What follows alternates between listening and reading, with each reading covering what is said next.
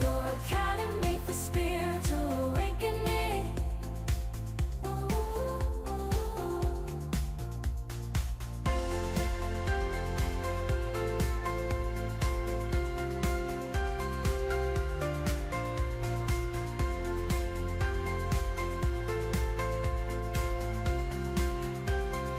David, I've heard you speak to Paul's spiritual growth journey to exemplify, or as an example of what occurs to us as he came in, gained knowledge, and became enlightened. How does that exemplify what goes on with us? Yeah.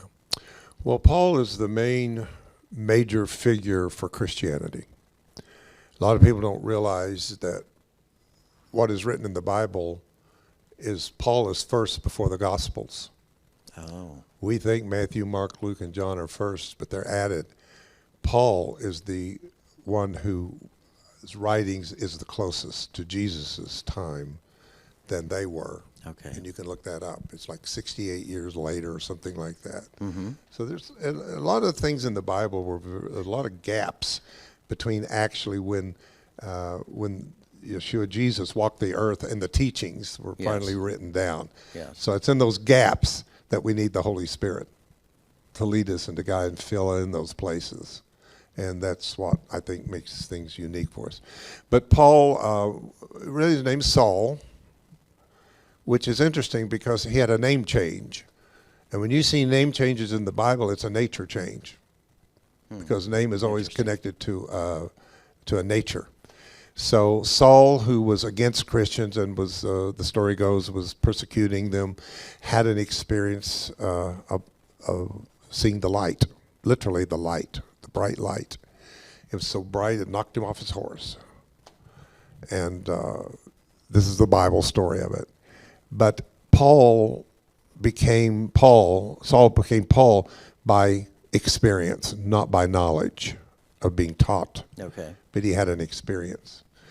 And therefore, Paul brought in a lot of a deeper spiritual understanding of the Old Testament idea of law and whatever. He was very much a grace man. Okay. He taught that the only reason for law was to expose sin. And once you didn't have the law, you didn't have sin. So he was really good at that, of erasing this whole sin nature and realizing that each one of us can be transformed from Saul to Paul. You know, that's called a new name. Yes. Yeah, a new nature. And Paul has some deep things, but the thing about Paul you got to realize, of all that he did contribute, he still said we only know in part. We prophesy in part. We still look through a glass darkly. So he did bring everything up to a different level from the Old Testament to the New Testament. But my thing that I want to say is that's not the end of the story.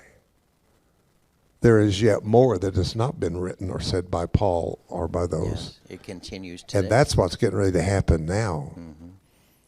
And Paul says this, or it's written that he said it in English, so let's quote it in English. For it says, the Spirit searches, yea, the deep things of God, for their foolishness to the natural man. So he knew there was yet coming. And it goes on and says, it is not written by the ink of the pen of a man, but by the finger of the Spirit on the heart. There is a word yet coming, and I think we're in the beginning of that outpouring of a new knowledge, a new way of seeing everything is upon us. But anyway, Paul did bring in, he gave us some great clues. One of the greatest things he said was that we shall not all sleep. Shall be changed. But we shall be changed in the twinkling of an eye from this mortal to immortality. And the word change there is in the Greek metamorpho. So it wasn't just a change, it was a transformation like a caterpillar to a butterfly. Kind of like the goo. Yeah, but that's it. But he didn't quite tell us about the goo part. Okay.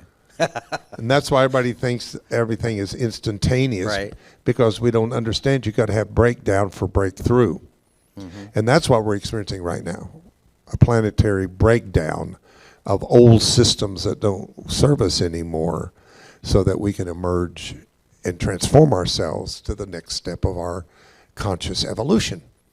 Wonderful. And that's what the Academy is here for, is to kind of help people through the goo of their life, through chaos, through the breakdown, which we're seeing in politics, we're seeing in religion, we're seeing in education, we're seeing in the finances, you name it, and everything is in jeopardy of some kind, because it is literally having a nervous breakdown, because light is hitting the nervous system of humanity. It's the first place it's going to change, is the nervous system. What does that mean? It's going to change our sleep habits, our moods. We're going to feel like we're discouraged, we're confused, and whatever. This is not a bad thing. It's a spiritual thing. Yes, it's kind of the goo part. Yeah, and all we need, and what we hope to be in the Academy, is to help people get through that and see it spiritually, and not as what's wrong, but what is spiritual. It's not even what's right. It's just what is spiritually happening that is moving humanity to the next level of its evolution. Yeah, and we've done the hard knocks part, so you don't have to. That's right. You can. You know, we that's blazed right. the trail. I've done the 62 years of research that is offered in the Academy, and you can just take it from there. Okay. Well, thank you. Appreciate it. The Academy for Spirit.